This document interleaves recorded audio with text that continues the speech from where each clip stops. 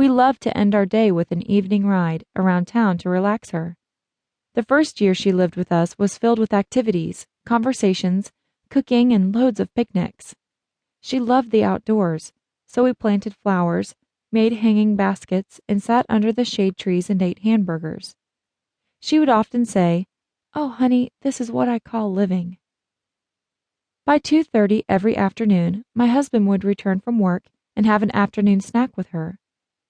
She loved all the attention he showered on her each day. When he brought me flowers, he had a smaller version made for her with a personal card he wrote himself. He often joked with me by saying, "Why, honey, she thanks me more than you do." And that she did. Each time she woke up from a nap or walked from her room, she would see the flowers and say, "Well, whose are these?" Each time we explained they were hers, she would get excited all over again.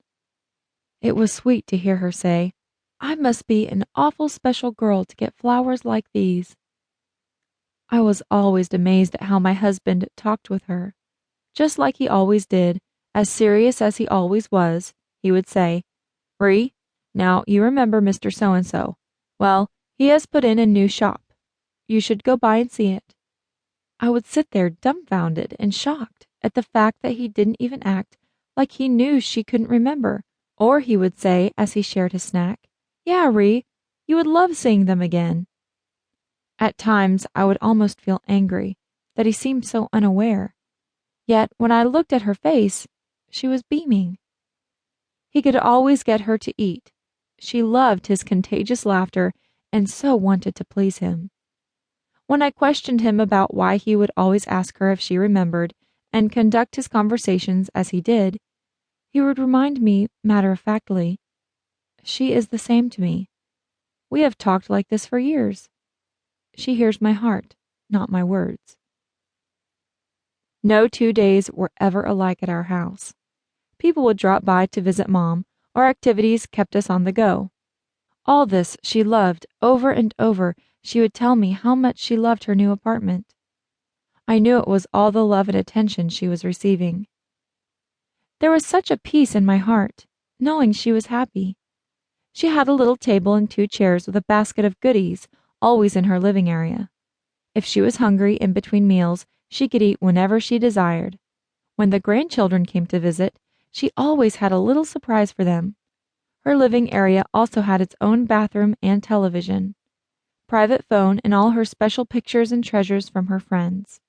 Mom always helped to keep her room clean, and was always admiring the things around.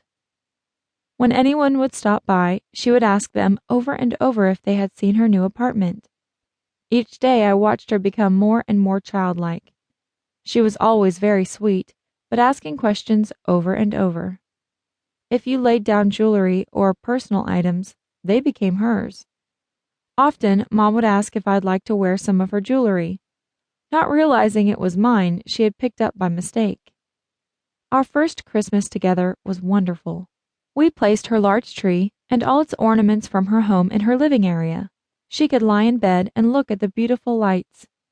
Each night after she fell asleep, I would turn them off. She had a large Santa stocking that hung close by. Each family member made sure it was full and running over for her to find Christmas morning. No child could have been more delighted than she was as she unwrapped her presents. It's funny looking back. My husband and I didn't exchange gifts on any occasion like we had done in the past. We had decided when I closed my daycare, we would cut our expenses and I would care for her full time. We felt happy and didn't miss the things we felt at one time was so important. Spring came and we had completed a first year of living together. Now Mom was in approximately her 5th year of Alzheimer's. We were seeing more and more changes. She had lost most of her short-term memory. Questions and stories were told over and over again. Frustrations over small things began to appear. The inability to button her blouse, remember people when they called, misplacing items on a continual basis, so many little things were happening to her daily. Her speech had changed also. She would often use the wrong word or slur her speech. That embarrassed and angered her. Showers now must be given to her as she no longer knew what to do.